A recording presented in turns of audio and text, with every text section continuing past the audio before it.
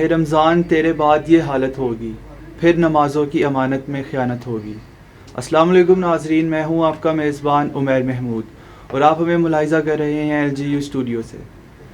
ناظرین، رمضان المبارک اللہ تعالیٰ کی عطا کردہ نعمتوں میں سے وہ ایک نعمت ہے جس کی عظمت کا اندازہ ہم اس بات سے بھی لگا سکتے ہیں کہ قرآن مجید اس ماہ نازل کیا گیا۔ آج کا ہمارا موضوع رمضان کی اہمیت اور فضیلت پر ہے، اور اس پر بات کرنے کے لیے آج ہمارے ساتھ موجود ہیں مفتی حافظ عرفان اللہ۔ آئیے ان سے بات کرتے ہیں۔ السلام علیکم سر، کیسے مزاج ہیں آپ کے؟ ٹھیک ہے سر، آپ سے سوال کی طرف جانے سے پہلے میں آپ سے چاہوں گا کہ آپ ہمیں بتائیے گا کہ روزہ کسے کہتے ہیں، کیونکہ ہم اکثر یہ ہم جانتے ہیں کہ روزہ سحری اور افطاری کو کہتے ہیں، کیا روزہ کسے ہم کہتے ہیں؟ جی، بسم اللہ الرحمن الرحیم۔ رمضان المبارک اللہ تبارک و تعالیٰ کا بہت بڑا فضل ہم پر اور بہت بڑی عنایت ہے۔ اللہ تعالیٰ نے جس طرح مختلف اوقات کو فضیلت عطا فرمائی ہے، مختلف جگہوں کو فضیلت عطا فرمائی ہے، اسی طرح اس مبارک مہینے کو دیگر مہینوں پر فضیلت عطا فرمائی ہے۔ آپ نے جو کویشچن کیا ہے روزے کے حوالے سے، روزہ بنیادی طور پر 3 چیزوں سے رک جانے کا نام ہے۔ ایک، کھانے سے، یعنی سحری سے لے کر غروب آفتاب تک۔ دوسرا، پینے سے، اور تیسرا اپنے خواہش نفسانی پورا کرنے سے۔ یہ 3 چیزیں بنیادی طور پر روزے کے اندر پائی جانی چاہیے۔ یہ تو روزے کا وہ ظاہری حصہ ہے جس کو مکمل کرنے کا حکم دیا گیا کہ جو روزہ رکھنے والا ہے اس کو فرمایا گیا ہے کہ تم نے یہ امور اس وقت سے لے کر اس وقت تک سر انجام نہیں دینے۔ لیکن اس کے ساتھ ساتھ روزے کے کچھ اور چیزیں بھی ہیں جس سے رکنے کا حکم دیا گیا۔ مثلا فرمایا گیا ہے کہ اپنی زبان کو جھوٹ سے محفوظ کرو۔ زبان کی جتنی بھی ہماری برائیاں ہیں یا قباحتیں ہیں اس سے اپنے آپ کو بچانا، اور دیگر جو چیزیں روزے کے منافی ہیں ان سے اپنے آپ کو بچانا، یہ روزے کا بنیادی مقصد ہے۔ نبی کریم صلی اللہ علیہ وسلم نے ارشاد فرمایا کہ جو شخص کھانا پینا تو چھوڑ دیتا ہے لیکن جھوٹ بولنا نہیں چھوڑ دیتا، وہ غلط کام کرنا نہیں چھوڑتا، تو اس کے بھوکا اور پیاسا رہنے کا کیا فائدہ ہوا؟ تو گویا کہ روزہ جو ہے وہ صرف ظاہری طور پر کھانے پینے اور خواہش نفسانی سے رکنے کا نام ہی نہیں ہے، بلکہ اپنے باطن کو پاکیزگی کی طرف لے جانے کا نام بھی ہے، روزہ ہے۔ تو یہ ساری چیزیں ہمیں روزہ میں ملحوظ خاطر رکھنی چاہیے۔ بالکل ٹھیک ہے۔ اچھا بتائیے گا کہ رمضان کی فضیلت پر ہمیں رہنمائی فرمائیے گا۔ جی، رمضان المبارک جیسے کہ میں نے آغاز میں عرض کیا کہ اللہ تعالیٰ کی بہت بڑی نعمت ہے ہمارے لیے۔ رمضان قرآن مجید کے اندر باقاعدہ لفظ رمضان کا نام ذکر کیا گیا، شہر رمضان الذی انزل فیہ القرآن، یعنی یہ رمضان کا مبارک مہینہ وہ برکتوں والا مہینہ ہے جس میں قرآن مجید نازل ہوا۔ رمضان المبارک کی بہت ساری برکتیں ہیں، بہت ساری فضیلتیں ہیں، میں چند ایک آپ کی خدمت میں عرض کرتا ہوں۔ ایک اس کی فضیلت یہ ہے کہ اللہ تبارک و تعالیٰ کا انسان کو قرب نصیب ہوتا ہے اس مبارک مہینے میں۔ انسان عام جو ایام ہیں اس میں اتنا زیادہ اللہ کے قریب نہیں ہوتا جتنا زیادہ رمضان میں قریب ہوتا ہے۔ اور عام دنوں میں حدیث مبارکہ میں آتا ہے کہ سحری کا جو خاص وقت ہوتا ہے نا، اس وقت میں اللہ تعالیٰ کی رحمت انسان کے لیے آواز دیتی ہے، کوئی ہے مانگنے والا مجھ سے مانگے، کوئی سوال کرنے والا، کوئی رزق مانگنے والا۔ تو رمضان المبارک کی کیفیت یہ ہے کہ رمضان میں مغرب سے یعنی غروب آفتاب سے لے کر صبح تک یہ ندا آتی رہتی ہے، اور انسان کے لیے رحمتوں اور فضیلتوں کے دروازے کھل جاتے ہیں۔ اور پھر حدیث مبارکہ میں یہ آتا ہے کہ جب رمضان المبارک شروع ہوتا ہے تو اللہ تبارک و تعالیٰ جہنم کے دروازوں کو بند فرما دیتا ہے اور جنت کے دروازوں کو کھول دیتا ہے، شیطان کو بھی بند کر دیا جاتا ہے۔ گویا کہ انسان کے لیے میدان صاف ہے، نیکی کرنے کے لیے اس کو اب کوئی رکاوٹ موجود نہیں ہے، الا یہ کہ اس کا اپنا نفس اس کو نیکی سے روکے تو وہ علیحدہ سی بات ہے۔ رمضان کی ایک فضیلت یہ بھی ہے کہ نبی کریم صلی اللہ تعالی علیہ وآلہ وسلم رمضان کا خصوصی طور پر انتظار فرمایا کرتے تھے۔ جب رجب شروع ہوتا، اب رجب ہے، رجب کے بعد شعبان ہے، پھر رمضان آنا ہے، جب رجب شروع ہوتا تو حضور علیہ الصلوۃ والسلام رجب سے ہی دعائیں مانگنا شروع کر دیتے، اور حضور کی دعا یہ ہوتی اللہم بارک لنا فی رجب و شعبان و بلغنا رمضان، اے اللہ ہمارے رجب میں برکتیں عطا فرما، ہمارے شعبان میں برکتیں عطا فرما، اور ہمیں رمضان تک پہنچنے کی توفیق عطا فرما۔ اسی طرح رمضان المبارک کی ایک اور فضیلت وہ یہ ہے کہ نبی رحمت صلی اللہ علیہ وآلہ وسلم نے فرمایا کہ رمضان میں انسان جو ایک نیکی کا عمل کرتا ہے، وہ نیکی کا عمل اس کو یعنی 700 گنا تک اس کا اجر عطا کر دیا جاتا ہے، اور ایک عام نفلی عمل جو ہے اس کا ثواب فرض کے برابر ہو جاتا ہے۔ اور جو انسان فرض عمل کرتا ہے، یعنی فرض نماز ادا کرتا ہے یا زکوٰۃ ادا کرتا ہے یا کوئی بھی فرض عمل کرتا ہے، تو اللہ اس کو 70 فرض ادا کرنے کے برابر ثواب عطا فرماتا ہے۔ یعنی رمضان کی فضیلتوں کے اندر اتنی ساری خصوصیات ہیں کہ اللہ تبارک و تعالی اس مبارک مہینے میں اتنے لوگوں کے گناہ بخشتا ہے جتنا پورے سال میں نہیں بخشتا۔ تو اللہ تبارک و تعالیٰ کی یہ خصوصی رحمت اور برکت والا یہ مہینہ ہے، اس لیے ہمیں اس مہینے کو ضائع نہیں کرنا چاہیے، اس مہینے کی برکتیں سمیٹنے کی کوشش کرنی چاہیے۔ بالکل ٹھیک ہے۔ اچھا سر بتائیے گا کہ قرآن و حدیث کی روشنی میں، قرآن و حدیث میں روزے کے اجر کے بارے میں کیا فرمایا گیا؟ جی، رمضان المبارک کا یہ جو بابرکت مہینہ ہے، خاص طور پر اس میں روزہ رکھنا تو بہت زیادہ فضیلت کا باعث ہے، اور ویسے بھی روزے کی بہت زیادہ فضیلت بیان کی گئی ہے۔ حدیث مبارکہ میں آتا ہے کہ نبی کریم صلی اللہ علیہ وسلم نے فرمایا کہ کوئی آدمی نیکی کا کام کرتا ہے تو اس کو اس کا 10 نیکیوں کے برابر ثواب ملتا ہے۔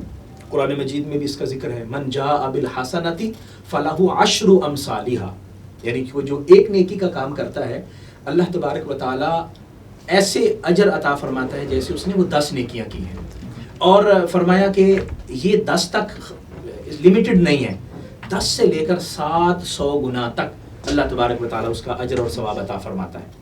اور پھر اس کا اجر اور ثواب جو ہے وہ مختلف فرشتوں کی ڈیوٹی میں بیان کیا گیا ہے، لیکن روزے جو ہے اس کے حوالے سے اللہ تعالیٰ نے ارشاد فرمایا، حدیث قدسی ہے، فرمایا کہ الصوم لی وانا اجزی بہ، روزہ جو ہے یہ میرے لیے ہے اور اس کی جزا میں خود عطا کروں گا۔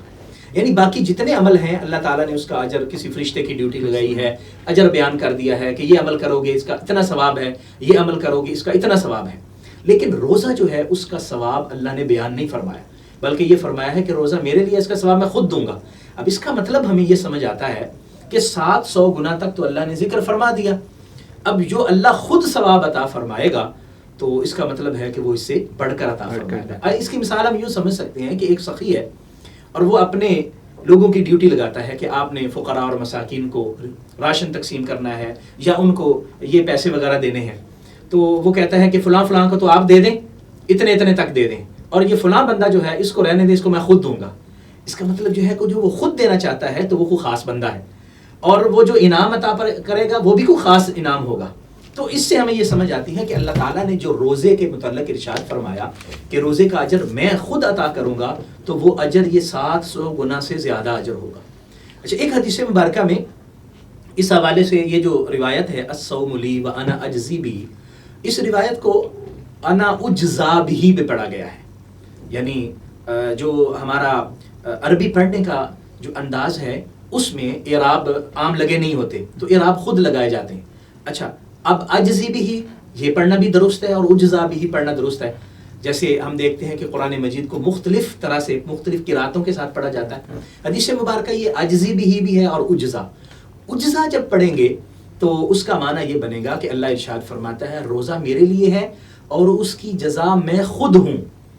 اس کا مطلب یہ ہے کہ اللہ تبارک و تعالیٰ خود اپنی محبتیں روزہ دار کو عطا فرما دیتا ہے، اللہ تعالیٰ خود اپنا قرب روزہ دار کو عطا فرماتا ہے کہ باقی جو ہے وہ چیزیں اس کا انعام، اتنی نیکیاں، اتنا ثواب، جنت اور یہ سارے انعامات، لیکن جو روزہ دار ہے اس کے لیے فرمایا کہ تمہارا انعام میں خود ہوں۔ تو جس کو اس خالق کو مالک کی رضا نصیب ہو جائے، اس خالق کو مالک کا قرب نصیب ہو جائے، اس سے زیادہ خوش نصیب لوگ کون ہوں گے؟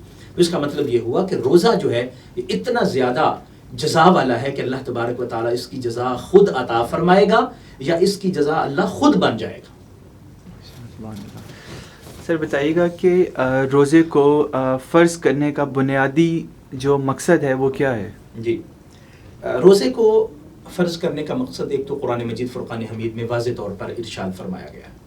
مثلا ارشاد ہوا کہ یا ایھا الذین آمنوا کتب علیکم الصیام کما کتب علی الذین من قبلکم لعلکم تتقون. سورہ بقرہ دوسرے پارے کی آیہ مقدسہ ہے. ارشاد فرمایا گیا اے ایمان والو تم پر روزے فرض کیے گئے ہیں. فرض کیوں کیے گئے ہیں آگے اس کی علت بھی بیان کی, لیکن اس کے ساتھ ساتھ یہ بھی بیان کر دیا کہ روزے صرف تم پر ہی فرض نہیں ہوئے بلکہ اللہ تبارک و تعالیٰ نے اس سے پہلی جو امتیں آئیں اور انبیاء کرام آئے ان کو بھی روزے عطا فرمائے اور ان پر بھی روزے فرض تھے. تو اس کا بنیادی مقصد فرمایا لعلکم تتقون, تاکہ تم متقی بن جاؤ, تم پرہیزگار بن جاؤ. تو تقوی وہ بنیادی مقصد ہے جو روزہ سے ہمیں حاصل ہوتا ہے.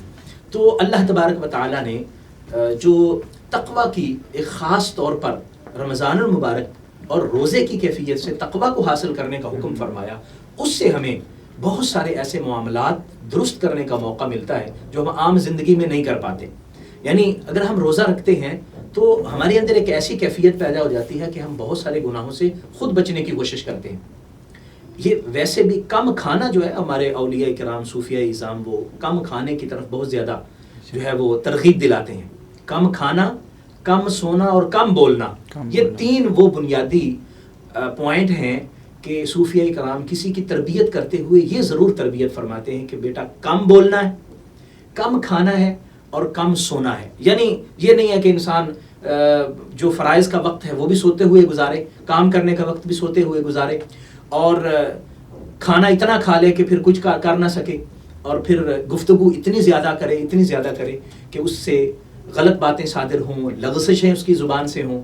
تو یہ ساری وہ چیزیں ہیں جو روزہ ہمیں عطا کرتا ہے. جب ہم روزہ رکھ لیتے ہیں تو اس سے ہمیں تقوی کی وہ بنیادی خصوصیت حاصل ہوتی ہے, اور تقوی جو ہے یہ ہمیں پھر گناہوں سے بچاتا ہے. تقوی کا جو ہے وہ اس کے متعلق ارشاد فرمایا گیا ہے کہ تقوی وہ چیز ہے جس سے انسان اللہ کے حکم کو پورا کرنے کی طرف متوجہ ہوتا ہے اور اللہ کی منع کردہ چیزوں سے رک جانے کی طرف متوجہ ہوتا ہے. تو اس لیے رمضان المبارک کا ایک مقصد تو یہ ہے کہ انسان کو تقوی حاصل ہوتا ہے, اور دوسرا اللہ تبارک و تعالیٰ کی محبت نصیب ہوتی ہے. کہ حدیث مبارکہ میں جس طرح فرمایا گیا کہ روزہ جو ہے وہ میرے لیے اس کی جزا میں دوں گا, اس کا مطلب ہے روزہ رکھنے والا اللہ کے قریب ہو جاتا ہے, اللہ کی محبت نصیب ہوتی ہے. روزہ رکھنے کا تیسرا فائدہ یہ ہے اور تیسرا مقصد اس کا یہ ہے کہ اللہ تبارک و تعالیٰ انسان کے اندر یہ صلاحیت پیدا فرمانا چاہتا ہے کہ تمہیں کچھ چیزوں کو کرنے سے روکنا ہے. اللہ تعالیٰ نے کچھ چیزیں ہمارے لیے منع کی ہیں کہ یہ کام نہیں کرنا, مثلا یہ کھانا نہیں کھانا, یہ مشروب نہیں پینا, شراب نہیں پینی, ٹھیک ہے, خنزیر نہیں کھانا, یہ چیز نہیں کھانی, یہ ہمارے لیے کچھ چیزیں بیان کی گئی. رمضان کے اندر روزے کی حالت میں ہمیں کچھ حلال کردہ چیزیں منع کر دی گئی. یعنی ہم کھانا پینا جو حلال ہے وہ بھی نہیں کھاتے, جو مشروب ہمارے لیے حلال ہے ہم وہ بھی نہیں پیتے. اسی طرح یہ ہمارے اندر صلاحیت پیدا کی جا رہی ہے کہ جو حلال چیز ہے اللہ تبارک و تعالیٰ نے تمہارے اندر اس کو استعمال کرنے سے منع کرنے کی استعداد پیدا کی ہے. اب ہم نے یہ جو مہینہ گزرنے کے بعد ہمیں موقع ملے گا کہ ہم یہ چیزیں کھا پی سکیں گے, ہم یہ چیزیں استعمال کر سکیں گے, لیکن ہمارے ذہن کے اندر جو ایک سوال اٹھا دیا گیا اور اس کا جواب بٹھا دیا گیا کہ ہم نے حرام کردہ چیزوں کو استعمال نہیں کرنا.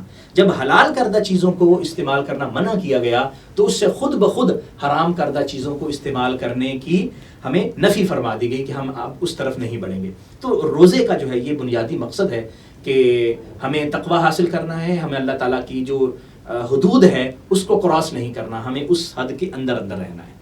اچھا سر, آپ نے جیسے کہا کہ رمضان روزے کا مقصد تقوی ہے, تو بتائیے گا کہ تقوی ہے کیا اور تقوی کے کیا فائدے ہیں؟ جی عمر, تقوی کے حوالے سے کچھ تو بات میں نے ابھی کی ہے کہ تقوی بنیادی طور پر ہم کہتے ہیں بچ جانے کو. تقوی کا لفظی مطلب ہوتا ہے بچ جانا, رک جانا.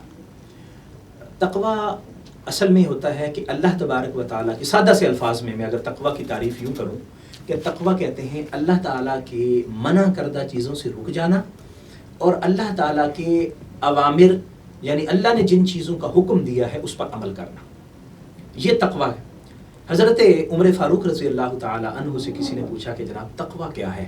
آپ نے بڑی خوبصورت مثال دی. آپ نے فرمایا کہ آپ کبھی پگڈنڈی جو جھاڑیوں کے اندر گزر رہی ہو, کہاں وہاں سے کبھی گزرے ہیں؟ ان کا جی.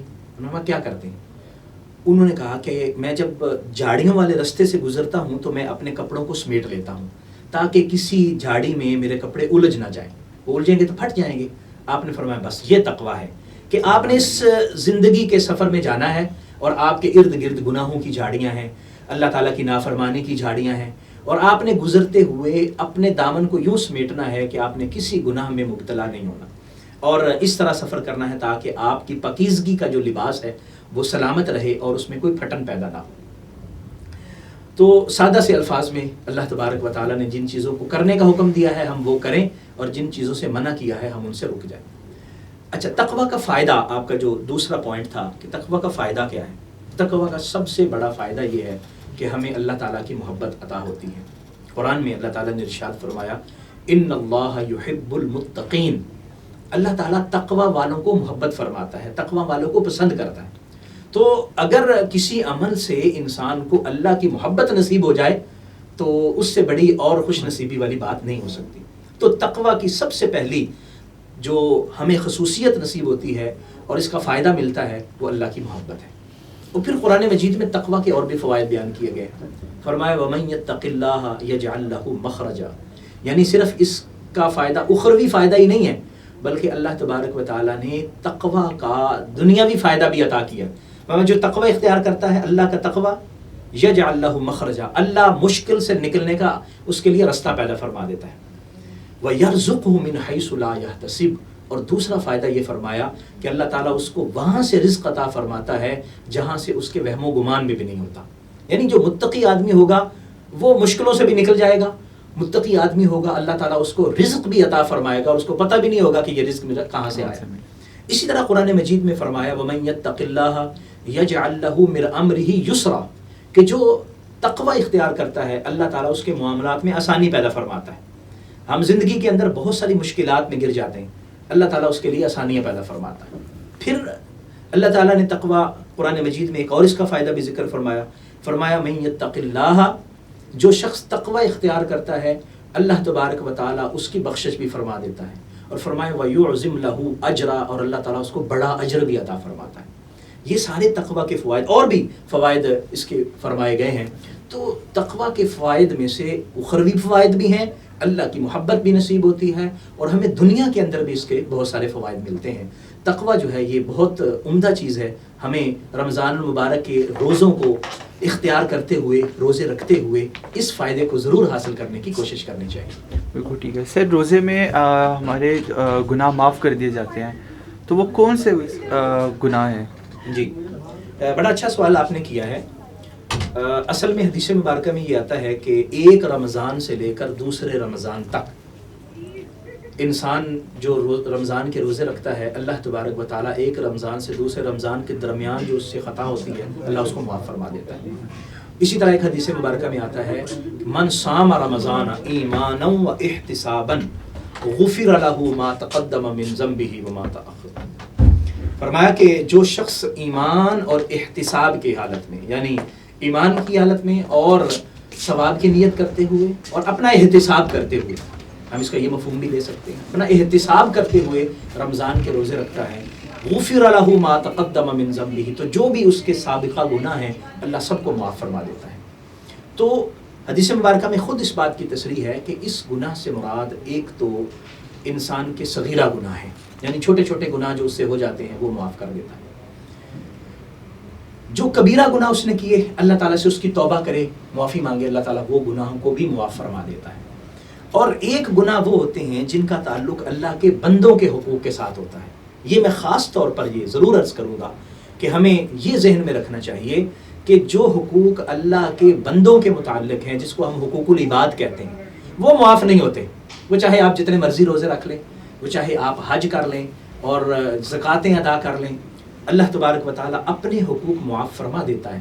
اللہ تبارک و تعالیٰ رحمت فرماتا ہے، توبہ کرنے سے معاف فرماتا ہے۔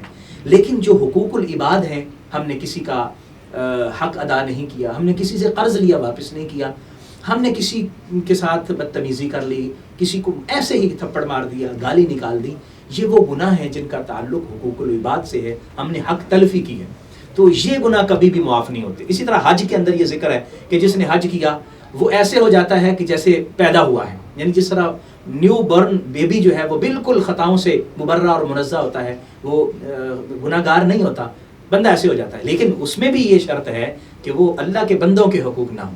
اس لیے روزہ دار کو یہ ضرور چاہیے کہ وہ یہ نہ سمجھے کہ میرے سارے کے سارے گناہ معاف ہو گئے، اب میں جو مرضی کرتا رہوں، نہیں، بلکہ اس کے وہ گناہ معاف ہوئے جو چھوٹے چھوٹے تھے۔ اللہ تبارک و تعالیٰ سے توبہ کرے گا رمضان کے اندر روزے کی حالت میں، اللہ تعالیٰ باقی گناہ جو بڑے ہیں جن کا تعلق اللہ کے ساتھ ہے، اللہ وہ بھی معاف فرما سکتا ہے اور فرماتا ہے۔ لیکن یاد رکھیے کہ ہمیں جو بندوں کے حقوق ہیں ان کی اس وقت تک معافی نہیں ملے گی جب تک کہ وہ بندے معاف نہیں کر دیتے یا ہم ان کا حق ادا نہیں کر دیتے۔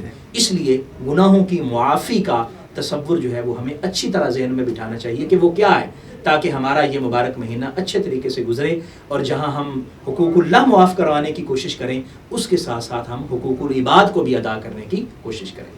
بہت بہت شکریہ سر۔ ناظرین، ہمارے ساتھ موجود تھے مفتی حافظ عرفان اللہ، اور ہمارا آج کا موضوع تھا رمضان کی اہمیت اور فضیلت۔ انشاءاللہ اگلے پروگرام میں آپ سے ملاقات ہوگی، تب تک کے لیے اپنا خیال رکھیے گا۔ اللہ حافظ۔